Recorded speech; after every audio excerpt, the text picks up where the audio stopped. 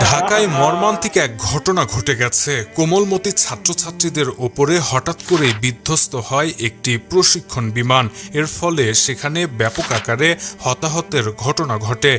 ঢাকার উত্তরায় মাইলস্টোন কলেজের ওপরে বিধ্বস্ত হওয়ার সাথে সাথেই বাংলাদেশ বিমান বাহিনীর F-7 যুদ্ধ বিমানটিতে আগুন ধরে যায়। সেখানে এই ঘটনায় অন্তত 20 জনের মৃত্যু হয়। প্রাথমিকভাবে জানা গেছে 21শে জুলাই ঢাকার মাইলস্টোন কলেজের ওপর বাংলাদেশ বিমান বাহিনীর F-7 যুদ্ধ বিমানটি যান্ত্রিক ত্রুটির কারণে বিধ্বস্ত হয়েছিল। উড্ডয়নের কিছুক্ষণ পরেই পাইলট কন্ট্রোল টাওয়ারকে যান্ত্রিক সমস্যার কথা জানান এবং ঘনবসতিপূর্ণ এলাকা এড়িয়ে যাওয়ার সর্বোচ্চ চেষ্টা করেন। তবে তিনি ব্যর্থ হন এবং মাইলস্টোন কলেজের ওপর বিমানটি বিধ্বস্ত হয়। এদিকে এই ঘটনার পর ব্যাপক সমালোচনা চলছে সামাজিক যোগাযোগ মাধ্যমে। অনেকেই প্রশ্ন তুলেছেন, আবাসিক এলাকায় কেন প্রশিক্ষণ বিমান উড্ডয়ন করা হবে? এছাড়া পুরনো মডেলের এই বিমানটিকে নিয়েও চলছে বিস্তর সমালোচনা। অনেকেই এই দুর্ঘটনার বিষয়ে পুরনো আমলের এই বিমান এবং আবাসিক এলাকার ওপরে